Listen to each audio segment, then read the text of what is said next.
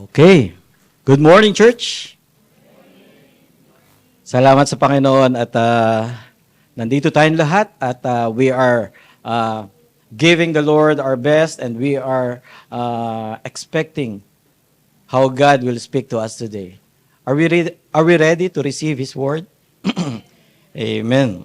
Praise God for this privilege again that I can speak to you in the front at the pulpit. And may I ask everyone before or anything else, may I ask everyone to please stand and let's start reading His word by opening the scriptures found in the book of John.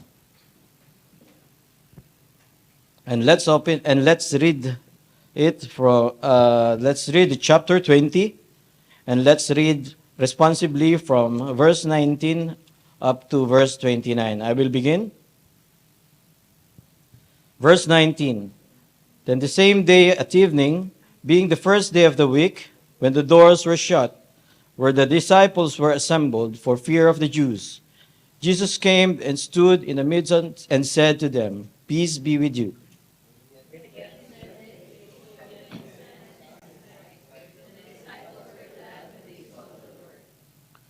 So Jesus said to them again, "Peace to you. As the Father has sent me, I also send you."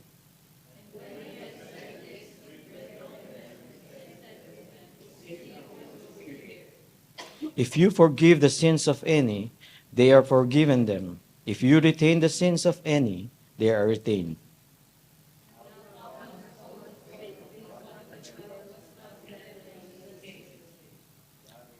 The other disciples therefore said to him, "We have seen the Lord."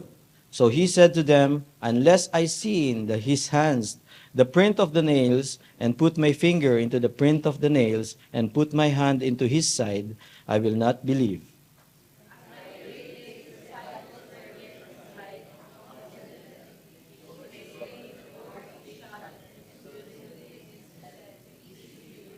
Then he said to Thomas, "Reach your finger here, and look at my hands, and reach your hand here, and put it into my side. Do not be unbelieving, but believing."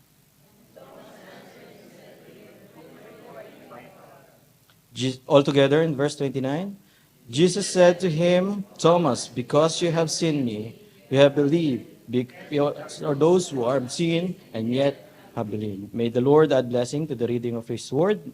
Makaupo na po tayo. And let's pray. Our Heavenly Father, we thank you once again for this day. Thank you for your goodness. Thank you for the church.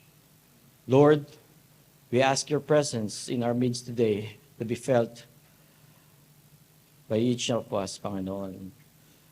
May you cover this place with your glory. And may you open our hearts and minds into your word. This is our prayer in the mighty name of our Lord Jesus Christ. Amen. Amen. So yung pong binasa natin ay, when we look at our text, ay makikita po natin na Jesus revealed Himself as a resurrected Lord. Bakit ba natin ginagawang message to ngayon? Hindi naman Easter Sunday. I would like you to remember always that we have hope in Jesus. Amen? We have hope in Jesus. That's why we should always remember His resurrection. At ang goal po ng aking message ngayon is to encourage and remind us to fully believe that Jesus is our Lord and our God. So ang background po nito, alam natin yung story, di ba? He died on the cross and they put him in the tomb, and after 3 days and 3 nights, he was revealed to be resurrected, di ba? The tomb was empty, the stone was rolled away, and they saw that Jesus has risen from the dead. And according po dun sa account ni John, alam natin na meron po tayong tinatawag sa Bible na 4 Gospels. Alin po siya? Matthew, Mark, Luke, and John. Makikita po natin lahat na itong 4 Gospels na ito ay nagsusulat po ng about kay Jesus, yung kanyang pong pagkapanakan, kanyang kamatayan, at kanyang pagkabuhay magmuli. So the first resurrection po na appearance that Jesus was made is to ay kay Mary Magdalene. Natatandaan natin siya, di ba? At malalaman natin, matatandaan natin na napaka-dramatic po at it's wonderful appearance of Jesus, the resurrected Lord to Mary Magdalene. But on the very same day, ay makikita po natin na si Jesus ay nireveal po niya ang kanya sarili sa mga tao, sa several people. And now we find an evening time when Jesus reveals himself to his disciples. So let's take a look po dun sa verse 19 of John chapter 20. Sabi doon, then the same day at evening, being the first day of the week, when the doors were shut, where the disciples were assembled to fear of the Jews, Jesus came and stood in the midst of them and said to them, peace be with you. So manonotice po natin dito sa verse na to, it tells us that the disciples were assembled.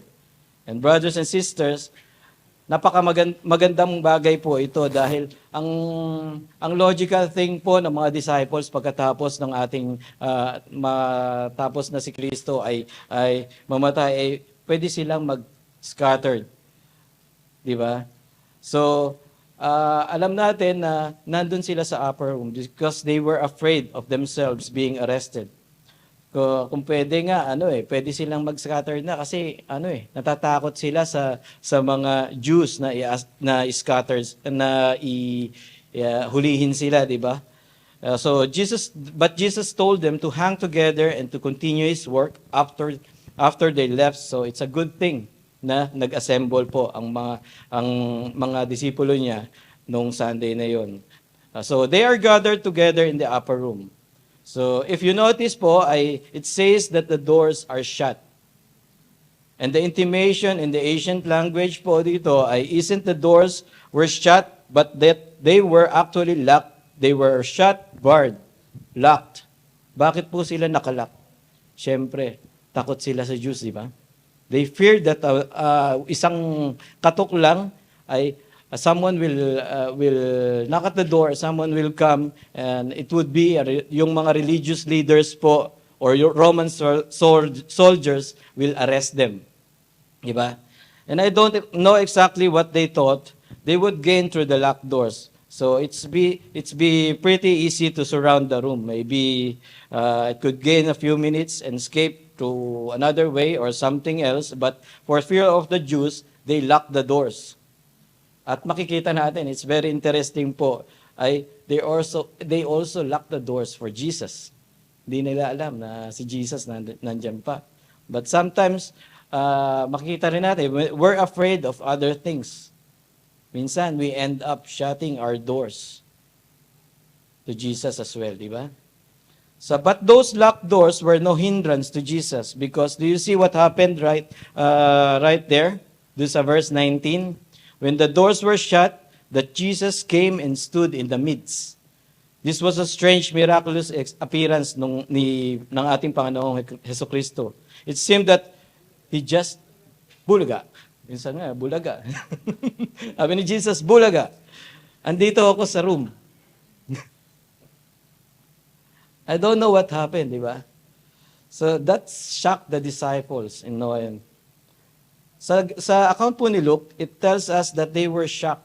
Kala nila ay ghost si Jesus na nagpakita sa kanila. But Jesus assured them that He was not a ghost. We'll see that in this moment, but I just want you to think about that Jesus' resurrection body apparently had the properties that are unlike human.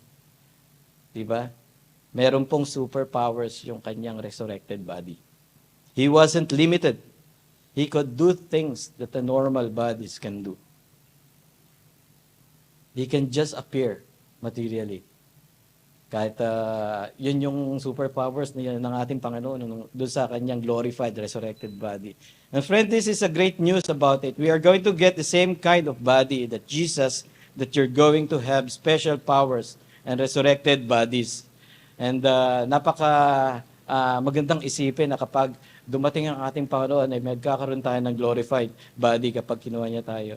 I can't tell you what is going on to me, but I find something appealing in that do sa modern culture natin, ay hindi na po uso yung superpowers, di ba? Wala nang ganun. And this is quite attractive thing in our culture. It has been a long time. Minsan do sa comic books lang natin nakikita yung yung mga superpowers na yun, yung bigla na lang lilitaw, di ba? So it means na minsan ang Panginoon ay nilalagyan tayo ng itch para maramdaman natin siya. Merong binibigay sa atin, Panginoon, na mararamdaman natin na nandyan siya. Nararamdaman natin ba? Nararamdaman natin, no? Minsan, Jesus manifested those itch in our lives na kapag kinamot mo, oy, Jesus pala ay nagpaparamdam sa akin. So starting sa verse 20 through verse 23, ay makikita po natin na Jesus bestowed 5 things sa kanyang mga disciples. At ano po yung mga 5 things na binistow niya sa kanyang mga disciples? Unang-una po ay Jesus gave them assurance. Let me read you verse 20. When he had said this, he showed them his hands and his side. Then disciples were glad that when they saw the Lord. Then disciples were glad when they saw the Lord. Naulit din. So, unang-una po ay manonotice natin na si Jesus gave them assurance. Sabi ng Panginoon, hey guys, it's really me. Look at my side. Look at my wounds. Dati siyang na-crucify, pero wala po siya dun. I was the one with you for 3 years. Ako yung kasama nyo. I'm the same one who taught you, who teach you. Here I am right now in your presence. So I want to assure you of this now.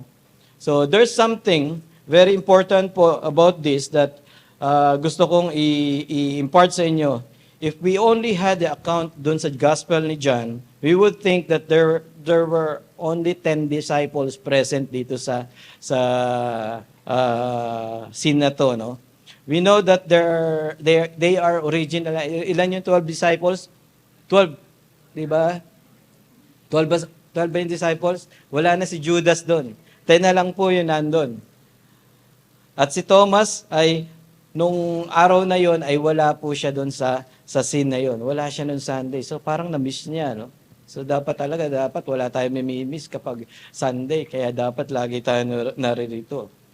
So, makikita rin natin doon sa account ni Luke, Gospel of Luke, sa chapter 24, it tells that there were only 10 people present there. But actually, there are other peoples na nandun sa upper room na yon. There are other followers of Jesus na present sa panahon na yon. So yung 5 things na yung believers po ay Jesus demonstrates to them and assured them na nandun siya. Jesus didn't came to give them the idea or philosophy or doctrine or mystery or spiritual scheme, but Jesus came and He gave assurance. Ganon din po tayo. Jesus is always giving us assurance. Jesus always reveals Himself to us. Minsan sinasabi ng Panginoon, nandito ako. So this is all what we need, the assurance that it's really Jesus. This is what you need in your daily life as well. We need Jesus. You don't need a new idea. You don't need a new philosophy. You don't need a new self-help. What you need more than anything is Jesus. And that's what Jesus simply did. He presented Himself unto them and assured them that He is present and He is really there. So na-notice po natin, ang pangalawa ay makikita natin sa verse 21, Jesus also gave peace to the apostles, to the disciples, and to His followers. So, gusto ko ma-notice natin, no? Yung first thing that He said, He already told peace to you. So, bakit niya sinabi niya ito ulit sa kanya? Noong una, di ba sinabi niya ulit, peace unto you. Well, the first time was like, ay makikita natin yung mga disciples ay parang natakot eh. Kaya parang kinalm down niya yung mga disciples. Calm down, guys. Don't panic, sabi ni Jesus. Ako to. I'm not a ghost. I'm really here. So he's giving a formal declaration. There's a peace given unto you. Isn't it unusual? So Jesus po ay hindi po niya parang gustong balikan yung kanyang mga disipulo. Kasi alam natin ang nangyari. They abandoned him in the cross of Calvary. Jesus didn't came that, here I am, I'm in the resurrected body. Where are you guys in my moment of need? Hindi niya po sinabi yun sa kanyang mga disciples. He doesn't say that. But sabi niya, peace I bring to you. Peace, brothers and sisters. We need to have peace. We need to have that peace between us and God. We need to have His peace fill our life. We need to be able to say that the resurrected Jesus brings peace. To be able to say, my sins are forgiven. That's peace. My slavery to sin is broken. So that's peace. My Savior takes away my fears and my cares. That's peace. My life is settled for eternity. And that's peace. And Jesus came not only to bring assurance, He bring also His peace. Pag makikita natin do sa verse 21, He gave also a mission. He said, as the Father has sent me, I also send you. Jesus gave them a mission. I'm sending you out just the way the Father has sent me. So this is another thing that the resurrected Jesus does, di po ba? We are sent the same way Jesus was sent. The resurrected Jesus sends out His disciples, and when you think about the way Jesus sent, this is very highly significant. Jesus, makikita natin, Jesus was sent as a philosopher. He was not sent as a conqueror like as Alexander the Great. Although alam natin na si Jesus Christ is much greater pa kay Alexander the Great, di po ba? Hindi rin siya dumating as an inventor or discoverer. Siguro kung inventor, marami na siyang inimbento nung nandito siya. Marami na siyang diniscover. Nagkaroon na ng cellphone agad kung talagang ano niya. Pero Jesus came here for a different reason. Jesus did not come as a conqueror or like Alexander the Great, but Jesus came here to teach us. He was sent to live among humanity. He was sent to suffer for truth and righteousness. He was sent to rescue men and women. And that's why we are sent into the world as well. That's the pattern. He says, as the Father sent me, so I sent you. So this is a third thing already Jesus gave to the disciples. Assurance, He gave him peace, He gave them a mission. So let's look at the fourth thing that Jesus gave. He gave them the Holy Spirit. It's verse 22, it says, and when He had said this, He breathed on them and said to them, receive the Holy Spirit. So we need the Holy Spirit or we will never fulfill the mission that Jesus gave for us to do. And there's something very interesting po, the way that it says. Makikita natin dito, no? He breathed on them. First of all, John deliberately po na nire-record po niya ang lahat ng words ni Jesus na nag-lift doon sa language, doon sa natatandaan nyo yung sinabi ng ating Panginoon sa Genesis chapter 2. When God breathed in Adam and made him a living soul. Do you understand what He's saying? This is what He's saying. He's saying that He gave the disciples new life. That's just much God breathed life into Adam. Jesus breathing life into His disciples. So brothers and sisters, I believe that this right there is here is the place where the disciples were born again. This is where they receive a new life. Jesus' work on the cross was finished. It was completed through His work of resurrection. Now Jesus, full of His new life, He bestowed the Holy Spirit upon His people, and they receive it. Some people say, oh, di ba binigay ng ating Panginoon yung Holy Spirit sa Day of Pentecost? Di ba? The answer to that question ay, tama po. Both of them, they received the Holy Spirit and were regenerated and have the Holy Spirit. But there was a greater measure, a greater dimension of the work of the Holy Spirit yet to be done in their life. Brothers and sisters, it's the same for us. When we come to Jesus, anybody who is born again of God's Spirit has the Holy Spirit. Meron pa tayong Holy Spirit sa ating buhay. You cannot be born again without having the Holy Spirit. Yet there awaits for many of us a greater dimension, a greater fullness, a greater operation of the work of the Holy Spirit in our life. So just as it remained for these disciples, they would receive on the day of Pentecost. So let's understand this, not only did they receive new life, they received the same Holy Spirit-filled Jesus. That's very significant, di po ba? He breathed on them. In other words, it came out of Him and went unto them. I don't mean that Jesus lost the Holy Spirit. Hindi po nawala sa Kanya. But do you understand what He's communicating dito? Alam po natin. The same thing that has been in me is now in you.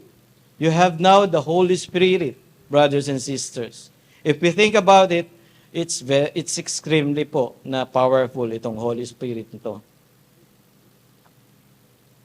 And the Bible teaches, and theology phrases like this: Jesus is fully man and fully God. Jesus is fully man and fully God.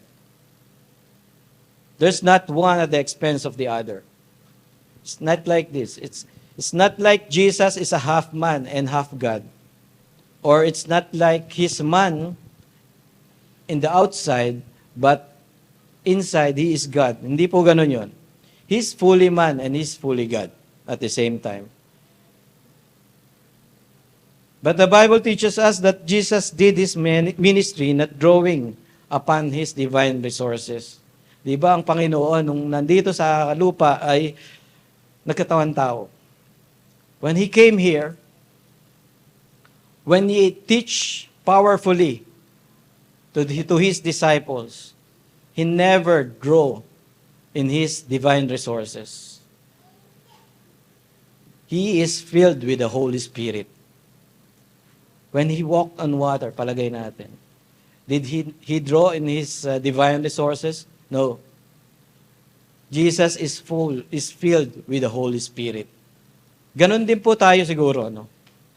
If we are filled with the Holy Spirit, that's the time na magkakaroon tayo makakagawa tayo ng isang bagay na isang supernatural, isang miraculous na bagay sa ating buhay. Kapag nag-share tayo ng gospel sa ating mga kaibigan, if we are filled with the Holy Spirit, we will be filled with wisdom as well. Di po ba? That's why prayer is very powerful, that you ask God to fill you with the Holy Spirit. So at ang panglima po dito ay binigay niya, di ba, assurance, and next, peace, mission, Holy Spirit, and the fifth thing is He gave them authority to pronounce forgiveness. So hindi po ito yung sinabing authority na magsasabi ka sa tao, "Oy, pinorgive ka na." Hindi po ito. It's not my power or your power to forgive the sins of anybody else. But you know what we can do? We can announce forgiveness in Jesus' name, because the Bible tells us so. If anybody puts their trust in Jesus, if they confess as Lord and confess their sins before Him, repenting of their sins, what the Bible says, 1 John 1:9, if you confess our sins, He is faithful and just to forgive us. So the Bible says they are forgiven of their sins, and we have the authority to pronounce what the Bible says and to say to that person who confesses and repents and put their trust in Jesus, "Sir, Ma'am, your sins are forgiven." Napaka-glorious kung iisipin natin po ito. No? We can say it with authority And we personally forgive their sins, but because what the Bible says. Hindi po tayo yung nagpo-forgive. Okay, sinabi natin. Pero kung nakikita natin dito, kung pinorgive ng Panginoon yung sins, dapat tayo, siguro bago tayo humarap sa taong 2024, I hope and pray na we forgive the sins of others, the sins of mistakes of others that harms us. Kasi, alam mo yung forgiveness, di ba? Kapag hindi tayo nag-forgive, parang masama sa kalusugan. Masama ba sa kalusugan kapag yun mayroon? Pag mayroon kang dinadala, papasok ka ng panibagong taon at may dinadala kang bigat, dala mo pa rin siya buong taon. So let's forget that. Forgive those who hurt us. Sabi nga, it's a sword that cut both ways. Kaya applicable po ang forgiveness na to, especially in the church. And as we binigyan ng Panginoon ng authority nito, we can pronounce forgiveness, but we can also forgive others sa kanilang kasalanan sa atin. Are we ready to forgive others? Yung ating mga nakaraang kasalanan ng ating mga kaibigan. Let's forget them and face 2024 with the new hope and with forgiveness. So think of these amazing things, na binigay ng ating Panginoon sa kanyang mga disciples. And I also create a principle dun sa 5 things na yon, na this is the principle here. God empowers us to live in the Spirit's power for God's glory and for our joy and for the Great Commission. God empowered us to live in the Spirit's power for God's glory, for your joy, and for the Great Commission. So, napaka-powerful po nung Sunday night na yon, nung meeting nila with his disciples. On the night, he was revealed to be raised from the dead. But that's not the end of it. Dumating ang isang tao. Nung pangalawang linggo, nandun na po yung Thomas. Kilala ba natin si Thomas? Alam natin yung story ni Thomas? Sabi dun sa yung verse 24, Thomas called the twin. One of the 12 was not with them when Jesus came. The other disciples therefore said to them, "We have seen the Lord." So he said to them, sabi ni Thomas, "Unless I see in his hands the print of the nails, and put my finger into the print of the nails, and put my hand into his side, I will not believe." We don't know why, but at the first Sunday night meeting ni Jesus Christ sa mga disciples niya, wala po di ba si Thomas? But the 10 guys who were there, they could not wait to tell Thomas about it. So they sought him. They said, Thomas, "Hey, Thomas, you'll never believe it. We've seen Jesus." Pero ano ang response ni Thomas? Thomas refused to believe. Sabi niya, "No way, I will not believe." Now, what do we usually tell or call this guy, di ba? Marami nagsasabi yung title niya, Doubting Thomas. Yan ba talaga siya? Doubting Thomas? I don't know if he's doubting Thomas. But I believe Thomas did not doubt. He plainly and strongly refused to believe. He refused. He said, "Peter, now I've known you, Peter, for a long time, or James, or John. I know you for a long time, but I don't believe you." Sabi niya. He went through these 10 reliable guys already. He went through their testimony and he said, "I don't believe you." As a matter of fact, I've got to touch it. Minsan tayo gusto natin lagi proof Di ba? I got to put my finger into the wound that was in his hand. I got to put into his side. Do you see what an extreme level of assurance that Thomas is demanding before he will believe? Look at how steadfast he was nung hindi siya naniniwala. He says, unless these conditions are met, I will not believe. In our belief to Jesus Christ, do we have any conditions? Do we have doubts? Brothers and sisters, don't be Thomas. Don't be a Thomas in this regard. Do not reject the reliable eyewitness and testimony of others and demand bizarre things before you believe. Marami pong testimony about Jesus Christ at makikita lamang po natin to saan? Sa Bible. If we want to know about more in Jesus Christ, we will believe only if we keep reading the Bible. And I would like to encourage you na ngayong taon na darating na 2024, yung mga New Year's resolution natin, minsan tayo nagbabasa ng Bible. Sinabi natin last year to, magbabasa na ako ng buong Bible. Pero pagdating sa Genesis chapter 2, wala na. Tapos sa next year ulit na naman. Kaya, napaka-importante po yung hindi po tayo dapat nag-doubt.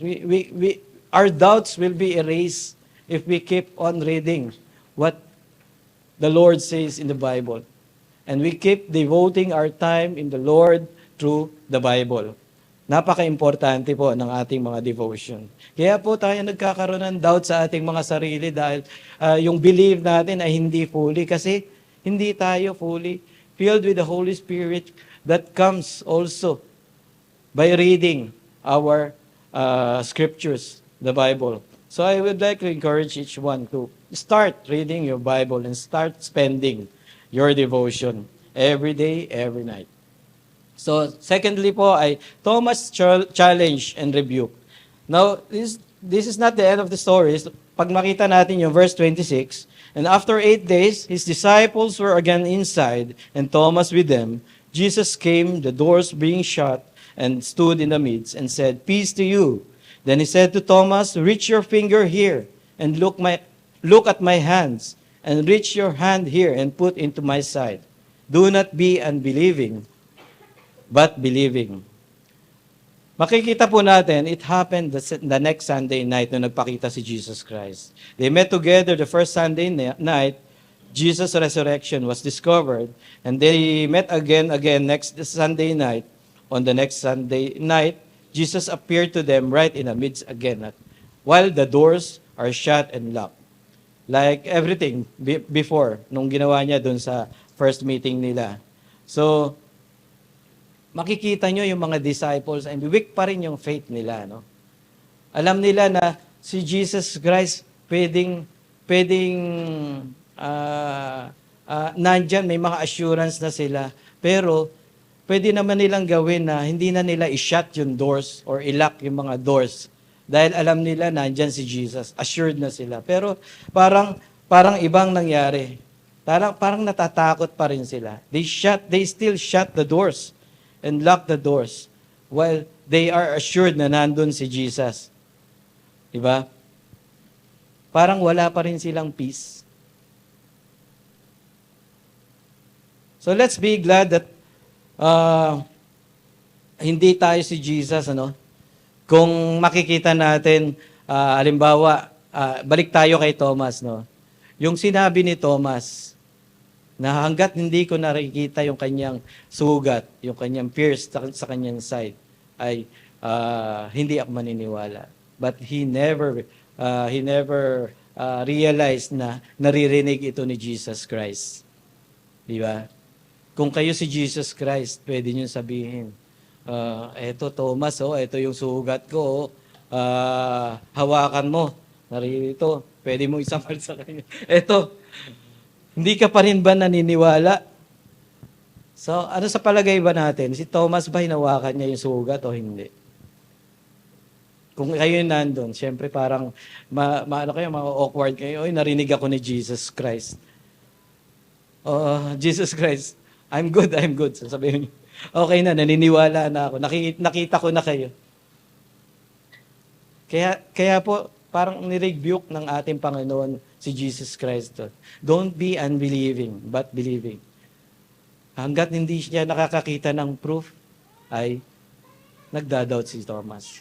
Because he did not believe on the testimonies ng kanyang friends. Kahit sa mga kaibigan niya, hindi siya naniwala. No? Pero, ang makikita natin dito kay Thomas, he is honest of his unbelief. Minsan, tayo, hindi na nga tayo nagbe-believe, pero hindi pa tayo honest sa ating unbelief. That's what good about Thomas here. He is honest of his unbelief. We should be honest if we have doubts and we have unbelief na si Jesus Christ ay assured tayo na nandyan yung peace ng ating Panginoon sa ating buhay. We should be honest about that. But we should be honest also in front of our God na alam ng Panginoon yung nararamdaman natin. Alam ng Panginoon kung ano yung mga nasa puso natin. Alam ng Panginoon kung nagdududa tayo o hindi. So, after nun, di ba? After nun nagpakita yung Panginoon sa kanya, anong response ni Thomas? Tingnan natin dito sa third point na ano yung kanyang reaction. And Thomas answered and said to him, "My Lord and my God." Jesus said to Thomas, "Because you have seen me, you have believed. Because are those who have not seen and yet have believed." Is this the best, Thomas? Sabi ni Thomas, "No, Jesus, I'm good. I'm good." And Jesus said, "Now, Thomas, look at me. Do not be unbelieving, but believing." So anong ginawa ni Thomas? Thomas goes beyond the other disciples in faith. He says some things that none of them had said to this point. He looks at Jesus and he said, "Jesus, you are my Lord and my God." That's the same place of any of us come to in our faith. So, what do I ask you to believe about Jesus? I want you to believe that He is your Lord. I want you to believe that He is your God. He is your Master. And He is worthy of your Master in your life. And that Jesus has the right to tell you what to do and how to live. And He is your God. He is your object of worship and prayer and veneration. He has the authority over your life. You need to be able to say, brothers and sisters, I don't mind saying it right now. Sabihin po nga natin, "My Lord, my God." My God. Again, "My Lord, my God." You need to be able to say that. Ang ibig sabihin po nitong "My Lord and my God," you are making your Lord and your God your possession. Kapag alam natin si Lord ay nasa ating anong tawag doon? Treasure, yung ating pag-aari natin. Ano bang ginagawa natin sa ating mga pag-aari? Siyempre, inaalagaan natin. Tinatabi lang ba natin? Itinatago lang ba natin sa ano? Pag mahalaga sa atin yung bagay na yun, ay tinatago ba natin? Ang ating Panginoong Jesus, mahalaga ba sa atin?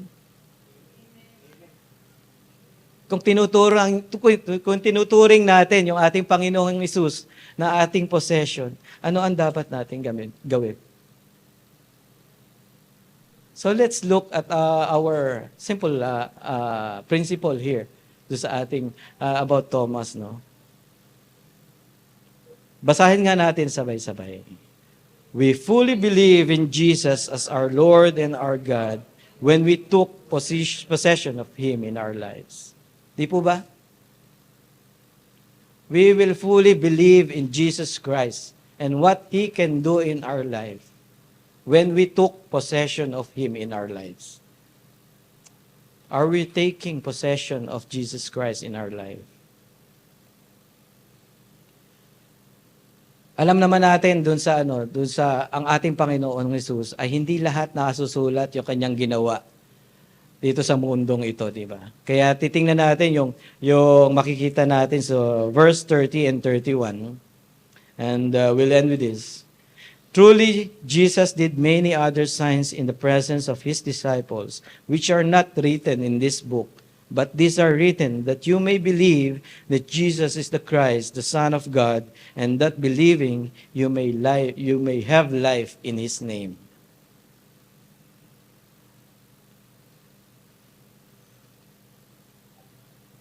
He laid out many signs. Marami nang ginawa ang ating Panginoong Jesucristo. Sa ating pong pamumuhay ba, did we experience God? Did we experience Jesus Christ na nag-work sa ating buhay? At naging magandang testimony po tayo sa mga taong nakakaharap natin. Di po ba ang magandang mangyari sa mga unbeliever na nakikita sa bawat isa sa atin is testimony. Yung testimony po na tayo ay nasa possession po natin ang ating Panginoong Hesus. Na binibigyan natin ng importante yung pagkilos ng ating Panginoong Hesus sa ating buhay. That's the best encouragement po this coming year 2024 po na let's possess Jesus. Hindi po tayo mapopossess ng ibang bagay. Alam naman natin at si Jesus and the same God, He is a jealous God. Kapag meron po tayong ibang priority sa ating buhay, ano po ang nangyayari? Minsan, hindi rin natin inaalaw yung Holy Spirit na i-fill tayo. If we are filled with the Holy Spirit, we have peace, we are assured, and we know that we have a mission. And we can also forgive others as well. So as we face this coming year, 2024, this will be a lesson for us to remember. Let's possess God in our lives.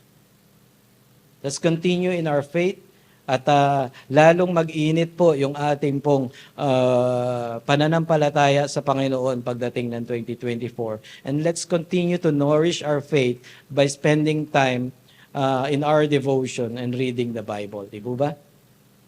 Yun po ang napakagandang gawin ngayong 2024. And I hope and pray that we are all blessed do sa message natin ngayong araw na to. And as we look forward,